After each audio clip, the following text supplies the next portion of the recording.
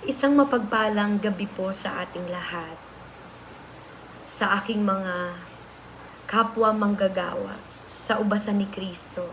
Ako ay talagang nagpapasalamat sa Panginoon for this wonderful opportunity to be used by God to share His Word.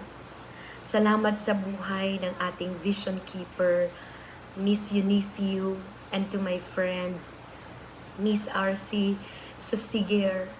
Thank you for your lives. Thank you for your commitment to the spreading of the gospel of our Lord Jesus Christ. At sa ating lahat po nandito ngayon sa ating pray and seek for this season where God is bringing us.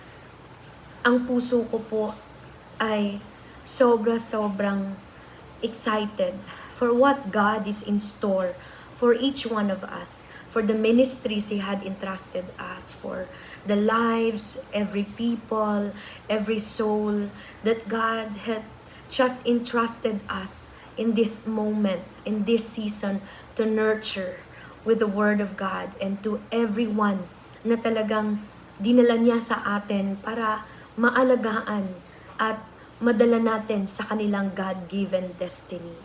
Tonight, I will be sharing you a portion of my meditation and contemplation of the Word, and at the same time, may reading, kasama na po yung testimonies na na-experience po namin, ako mismo at ng aming family, ng aming pagiging pastor ni Pastor Hedison Lumasag dito po sa Grace Testament Global Ministries Incorporated. So, sa pagsisimula po, ako po ay magpapakilala sa atin. I'm Pastora Ning Lumasag. May bahay po ako ni Pastor Hedison. Meron po akong 4 na anak, isang grade 8, isang grade 6.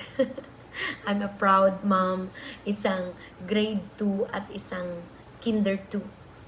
And as a mother, I find it very vital, very crucial and important that I should be a prayerful one. Kaya sige po, sa pagsimula po natin, mananalangin po tayo. Sa ngalan ng Ama, ng Anak, ng Diyos Espiritu Santo, nagpapasalamat kami, Panginoon, na Ikaw ay Diyos na buhay, patuloy nangungusap sa amin sa pamamagitan ng iyong mga salita. At sa gabay at pagtuturo ng iyong banal na Espiritu, we are all equipped. We are all continuously changed and transformed. And even each one of us, O Lord God, are continuously experiencing your kindness that leads us to repentant life. Kaya sa gabing ito, Panginoon, panalangin ko po na turuan niyo po kami ng iyong mga salita. Let your word be the very foundation and the final authority of our lives, our emotions, even our decision making. Hayaan niyo po na ang iyong mga salita ang maging final authority ng aming buhay. We bless you, we honor you, we are very much willing to listen to you, dear Holy Spirit, so speak to us. Use me as your mouthpiece and let your cross be encountered tonight. Only Jesus be glorified at wala nang iba. Sa pangalan ni Jesus. Amen and amen. I will be sharing you about the principles to answered prayer. And I entitled this message as Praying in Faith. Praying in Faith. In Hebrews chapter 11, verse 6, in the New Living Translation, and it is impossible to please God without faith. Anyone who wants to come to Him must believe that God exists and that He rewards those who earnestly seek Him. Alam niyo po, ang mga panalangin po natin ay napaka-importante sa Panginoon. For prayer is a lifestyle of Jesus Christ.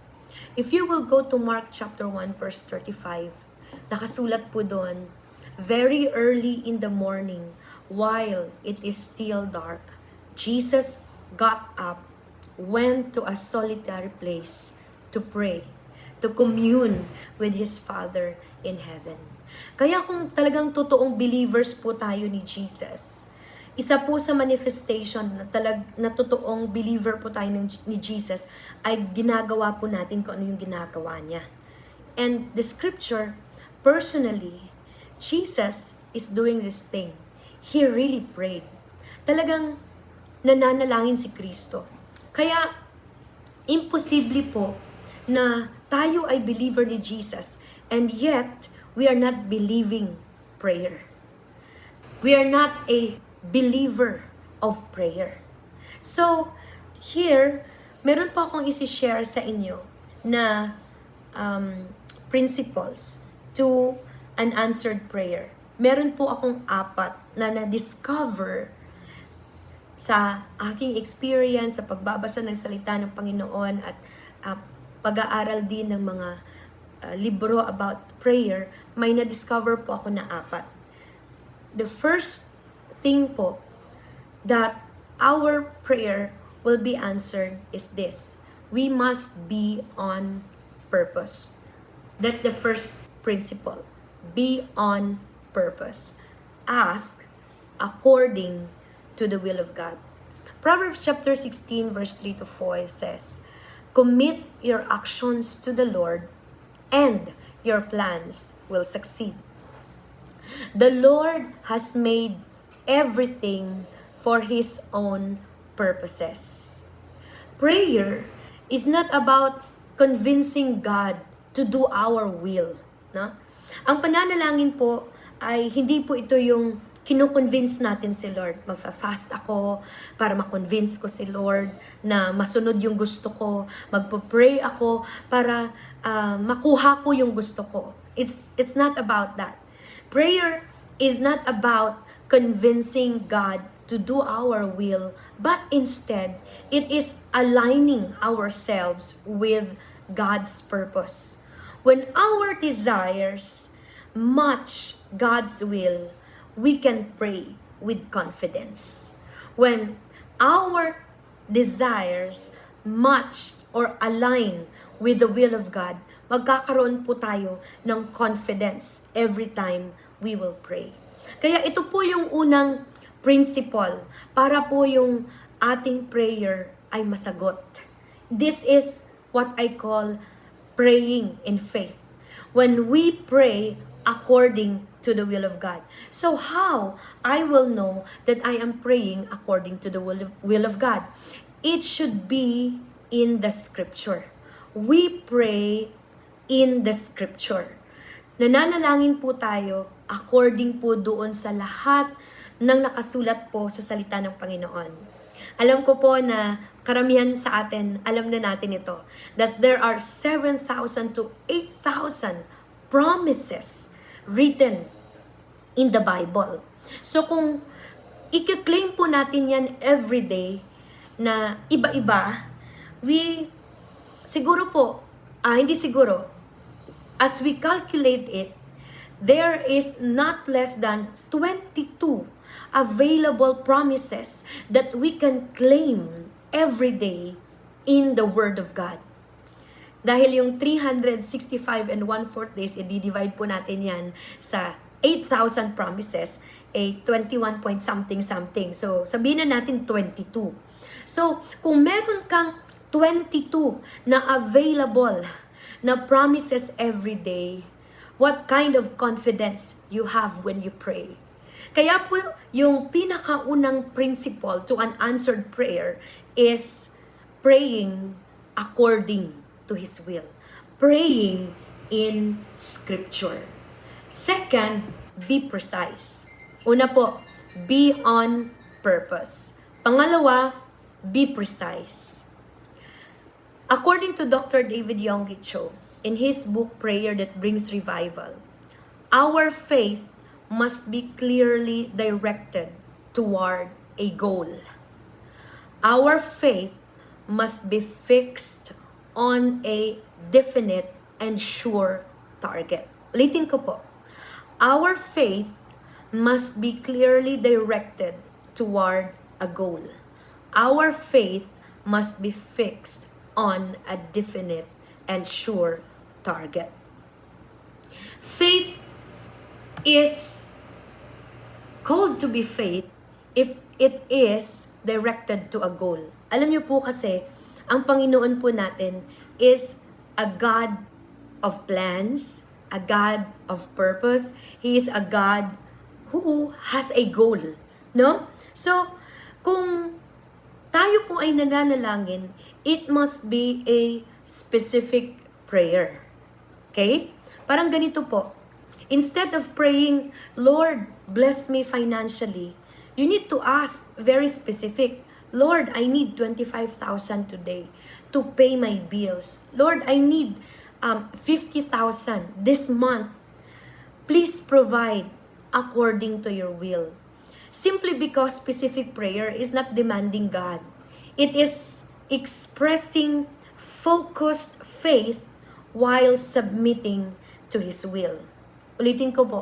It is expressing focused faith while submitting to His will. Alam niyo po ba ang dahilan kung bakit gusto ng Lord ng specific and direct prayer? Kasi pag naging specific po tayo sa mga panalangin natin, naging direct po tayo, naging directed po ng goal yung mga prayer items natin, pag nasagot po yun ng Panginoon, ay sigurado tayo na ang glory ay maibibigay sa Kanya. Kasi pag general po yung prayer, hindi mo po malalaman kung nasagot na o hindi. At pag hindi mo alam kung nasagot na nga ba o hindi yung prayer, kasi general prayer siya, hindi mo yun maa-align o hindi mo yun madadirect yung glory sa Panginoong Jesus. You know, God has always responded to a direct and specific prayers. Everything He does has a plan and purpose. Kung titinan po natin yung creation, makikita po natin doon that God created within a specific time frames called days. Ganyan po siya ka-specific. And even nung kinausap niya si Moses to build the tabernacle, He showed to Moses the specific direction. Kahit si Noah, nung sinabihan siya ng Panginoon na, Noah, you need to build an ark, hindi binigyan ng Lord si Noah ng general instruction, specific. Now, God is a precise God, and He expects us to pray precisely. Faith is the substance of things. Faith is not the substance of generalities, but of definite things hoped for. According to Hebrews chapter 1, verse 11, faith shows the reality, the evidence of what we hope for. It is the evidence of things we cannot see. Yun po yung praying in faith. Yung praying in faith po, na-realize ko, is a prayer precise, specific toward the goal. So, meron po akong testimony po nito. Naikwento ko po sa inyo na yung anak po namin ay nasa grade 8 na po ngayon sa Philippine Science High School. Pero alam niyo po ba na nung grade 1 pa lang siya, tuwing dumadaan po kami dyan sa campus ng SRC, dyan po sa Barangay Paraiso, sa Philippine Science High School. Grade 1 pa lang po siya, sabi niya, Mama, when I be in high school, dyan po ako mag-aaral. I want to go to school in Philippine Science High School. A very specific desire. And then we told our son, Nak, if you really want to be there, first, you need to pray. We really need to pray because we know that without the favor of the Lord, hindi natin kayang i-achieve ang kahit ano dito sa mundo. And secondly, you need to study hard dahil gusto mong mag-aral dyan. Hindi basta-basta yung makapasok. And after 6 years, lo and behold, the Lord answered His specific desire. Ang galing nga po ng Lord sa anak namin. To God be the glory po ito. Dahil nang nag-grade 7 siya sa PhilSci, meron na siyang another specific desire. Sabi niya, Mama, when I go to college, I want to study abroad. At meron siyang mga options Dito ako, doon ako. Very specific. And that's faith. Yun po pala yung totoong mukha ng pananampalataya. When you ask the Lord according to His will in the scripture, that's why we really need to study the Bible every day para ma-discover natin yung mga promises. And secondly, we need to pray specific, directed toward our goal.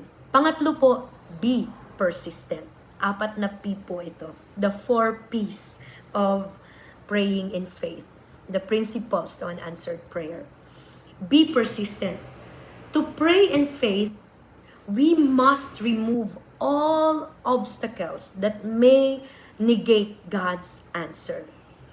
The prayer of faith requires us to continue praying until we have the assurance in our hearts that God has heard us and answer is on its way. Okay? Itong principle po ito na learn ko sa buhay po ni Dr. David Yonggi Cho.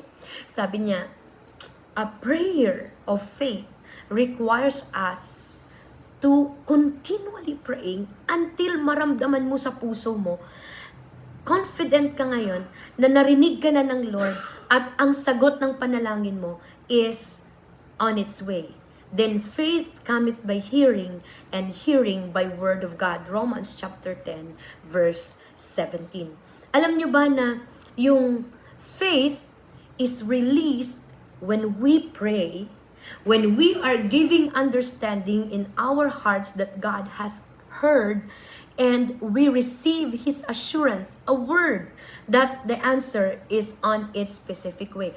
Hindi ka pwedeng mag-stop until ma-receive mo yung word.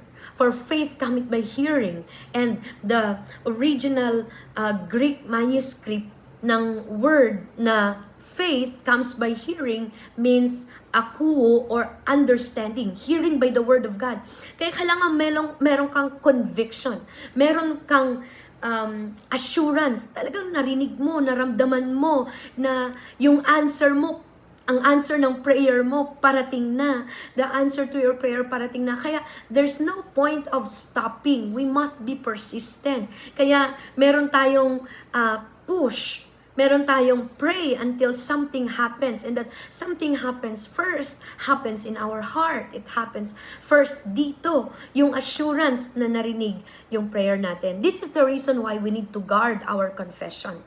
Because negative words weaken faith. Let's avoid saying, nothing is happening, walang nangyayari. Siguro, hindi sasagutin ng Lord yung prayer ko. We must watch our confession. Alam niyo kung bakit? Even when we don't see it, He's moving. And even when we don't feel it, He's moving. He is our God way maker. Kaya tuloy-tuloy lang. Often, Christians negate the answer to their prayers because they begin to confess negative statements. Parang yung statement ba na ganito, nananalangin naman ako sa Lord pero pakiramdam ko hindi mangyayari eh. So, never try to work on God's pity by negative confession. Alam niyo kung bakit?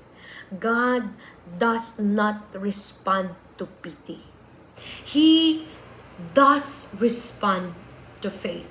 One thing is for sure that I realize and I really believe in my heart, God cannot be manipulated by self-pity. Kaya iwasan na po natin yung mga negative na mga salita na hindi ako mahal ng Lord, siguro di nakikita yung need ko. That's very, very negative. And it is contaminating the atmosphere for your answered prayer. You need to be persistent. Push, persist until something happens. That's the third one. You know, a positive confession will cause us to praise God for the answer even before we see it. We will wake up in the morning knowing God has already heard us, and we will confess in our mouth thanksgiving. Alam mo, kung paano mo malalaman na talaga meron kang faith, meron kang persistent faith in prayer, you keep on thanking God kahit hindi pa nangyayari, kahit hindi pa nare-receive, kahit hindi pa dumarating yung answer ng prayer mo, you're just thanking God, Lord, thank you for answering my specific prayer. Maraming salamat, Lord, na talagang ang anak ko makakapag-aral dyan. Mapuprovide yung 100,000. Mapuprovide yung 1,000,000 na kailangan para sa project na to ng ministry. Be specific, be persistent, and be on purpose. And lastly, be pure. We must clear all of the sin out of our lives to move in the prayer of faith. If our heart condemns us, sabi ng 1 John chapter 3 verse 21 to 22, then have we confidence toward God, and whatsoever we ask, we receive of Him, because we keep His commandments and do these things that are pleasing in His sight. If we have sin in our lives, we must confess it quickly to the Father. Don't wait until morning. Huwag mo nang antayin na bukas pa, susunod na araw. Do it directly. We need to have a clean heart before God so that there might be a clear channel of prayer between us and our Heavenly Father. If we confess our sins, He is faithful and just to forgive us of our sins, and we will be cleansed from all of our unrighteousness. You know, God can keep every obstacle of sin, bitterness, hatred, or fear from blocking the measure of faith that has been given to us. That the measure of faith can grow and develop so that we may pray in faith. You know, now is the time for us to pray in faith. Now is the time for us to be pure. Now is the time for us to confess. It's time for us to really come to God, ask the blood of Jesus to cleanse us from all unrighteousness, to expose what is in our hearts. Maybe may mga darling sin tayo, yung hindi natin gustong i-confess, hindi natin gustong hingan ng kapatawaran dahil gustong-gusto natin. You know, that is one of the greatest obstacle to unanswered prayer. Pag meron pong kasalanan, hindi po talaga tayo makakapag-pray in faith.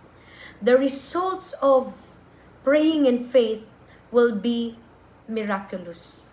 Talagang miraculous. Sabi ng James chapter 5 verse 15, and the prayer of faith shall save the sick, and the Lord shall raise him up, and if we have committed sins, they shall be forgiven him. Nakita niyo po ito? Ang tindi po talaga ng resulta ng praying in faith, being pure when we pray. So, to all of us, gusto ko pong ibalik yung pinakaunang verse na sinabi ko po kanina. And it is impossible to please God without faith. And to pray in faith, we need to be on purpose, be precise, be persistent, and be pure. To God be all the glory. Panginoon, maraming salamat for teaching us your word. Indeed, your word is powerful. It's like a double-edged sword. It comes into our being and it destroys every confusion, giving us clarity and understanding. Thank you for the truth that we had received this afternoon, for it is the truth that would set us free. Thank you for giving us a victory in every prayers that we have every day. In Jesus' name, amen and amen. God bless you. And once more, ako po ay sobrang nagpapasalamat sa Panginoon for this very opportunity that He had given me to share the word. Thank you, Miss You. Thank you, Miss RC, my friend. I love you with all my heart, and we are continually praying for every ministers of the gospel. Let's go and win the world for Jesus.